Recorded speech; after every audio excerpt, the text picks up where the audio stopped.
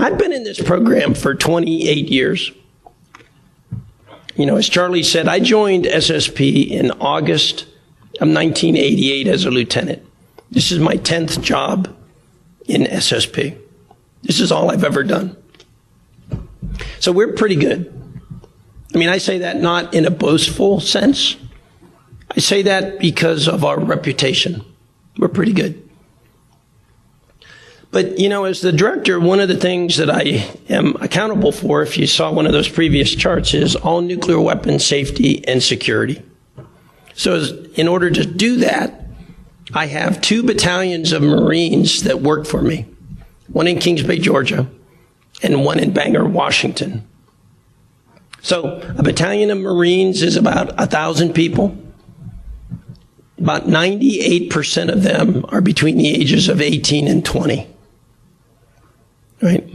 So if you have teenagers, you know what I'm talking about. Right? And, you know, we pride ourselves on process and procedures. And when it comes to nuclear weapons safety and security, there's nothing more important than process and procedures. And we stress that to these young men and women every single day. Think about it. Where else do you know where you give a young Marine, 18 years old, a loaded weapon in absolute close proximity to your motors or a nuclear weapon and tell them to guard it, right? So we need to be in control of those types of situations. And so our culture is you do it the right way. And I just want to share with you because, you know, processes and procedures and discipline and leadership, all of those things are absolutely critically important. But at some point, you've got to rely on the individual. And the individual has to accept accountability to follow those processes and procedures. And so about a year ago, I had a young Marine who decided he was going to go play sort of John Wayne. Every time he got out of his vehicle, he took his weapon from condition 3 to condition 1. Condition 1 is where you put a round in the chamber. Right? I don't know why he did it. He couldn't explain why he did it. He just wanted to do it. And every time he got back in the vehicle, he put the weapon back in condition 3. He took the round out of the chamber back into the magazine, except for the last time. And then he left the round in the chamber. And then he traded his weapon to another Marine so he could use it. Not permitted. When they exchanged that weapon, they didn't clear the bore. So now you still have a round in the chamber. So the Marine uses that weapon for a day. Then he gives it back to the original Marine. Didn't clear it. Not allowed. It's prohibited to do that. So then they asked permission to run a drill at night, in the middle of the night. And the drill they asked permission to run is a very scripted drill. And it was an insider threat drill in one of our security buildings. Now, during this drill, we never put people against people.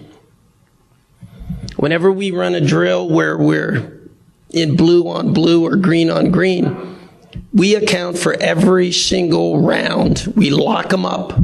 We know where they're at so that we don't have anybody shoot somebody. So they asked to run this insider drill, and they did it, except they modified the drill. And they designated somebody as the insider threat. So now you're going to have an engagement in my building. So they're getting ready to wait for the drill. Remember, this Marine still has a weapon with a round in the chamber. So he's sitting in the lounge with all the other Marines waiting to do the drill, and they're horsing around with a weapon. It has a round in the chamber. And then he points it at another Marine. And he puts his finger inside the trigger guard, and he takes the safety off. And he pulls the trigger. Right? And he shot that young Marine in the back, and he hit his spleen, his large intestine, his kidney, and his small intestine, and exited through his stomach. Went through a double-sided door and into the wall, the bulkhead on the other side of the passageway. Right? And you say, how can that happen? I'm sitting at my desk and I'm reading the safety report, and there were, depending upon how you want to count, at least 13 specific violations of processes and procedures and orders and discipline.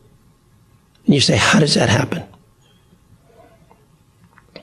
And I'm sitting there reading it, and I'm saying, how does that happen in SSP?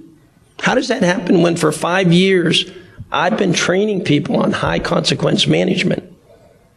It's mandatory training for every person in the program. And then you stop and you think, well, how did Fukushima happen? How did the shuttles happen? How did fill in the blank happen? Right? And then you think, well, wait a minute, it's like buying a block of Swiss cheese and all the holes align perfectly. And you say, that can't happen. It does. It does. And so even in a high-performing organization, it goes to culture, right? You've got to have the culture that says, I am accountable for the things that I do. And I am going to take accountability to do them the way I am supposed to do them, right? Our processes and our procedures prevent those types of things from happening if they're followed. And so, when Charlie came in and talked to me about coming out here, I shared that story with Charlie. And I said, it's absolutely critical. It's the thing that I worry about the most is, are we losing our culture in SSP, where we're accountable for 70% of the deterrent, and I've got accountability for all the nuclear weapons, right? I don't worry about hardware and software. I worry about the individual who has the wrench in his hand down at Swiftland in my reentry body complex, who's having a bad day or isn't on his A game and makes a mistake with that wrench in his hand. How do we, as leaders, create that type of an environment where people can raise their hand and say, I'm not up to speed today. We need to account for that. And they're not seen as a laggard, right? That we accept that life happens to people and that we're in tune with each other such that we don't have those types of moments that I had to witness.